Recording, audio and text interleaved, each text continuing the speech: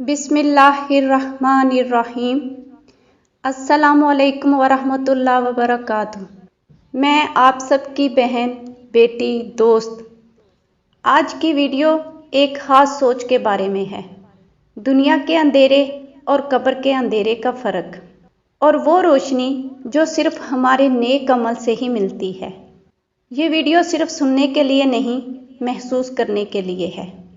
आइए चंद लम्हे रुककर सोचते हैं, क्या हम वो रोशनी कमा रहे हैं जो कब्र के अंधेरे में काम आएगी।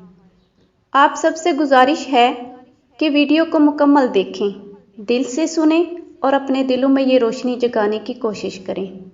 अगर वीडियो पसंद आई तो लाइक, शेयर और सब्सक्राइब ज़रूर करें ताकि ये रोशनी हर दिल तक पहुँचे। दुनिया का अंधेरा और कब्र का अंधेरा, एक सोच एक रोशनी। दुनिया का अंधेरा जब छा जाए तो हम रोशनी तलाश करते हैं, चिराग जलाते हैं, बल्ब ऑन करते हैं या सूरज के तुलू होने का इंतज़ार करते हैं।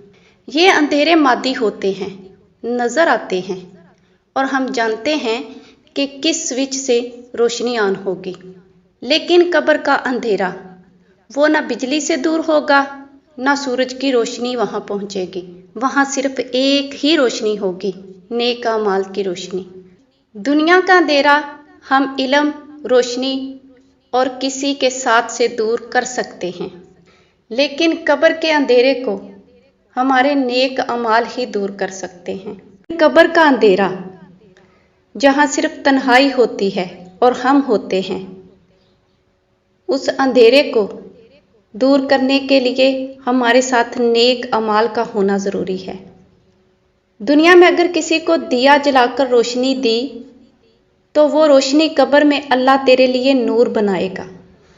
दुनिया में अगर किसी की अंधेरी ज़िंदगी में चिराग जलाकर रोशनी करें तो उसकी कब्र को अल्लाह नूर से भर देगा।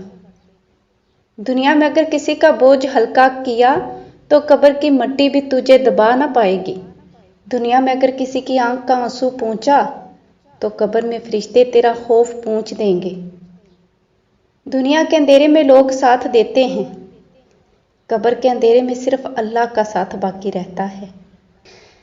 किसी की अंधेर नगरी को अपनी मदद के चिरागों से रोशन कर दो, खुदा तुम्हारी कब्रों को अपनी रहमत के नूर से भर देगा।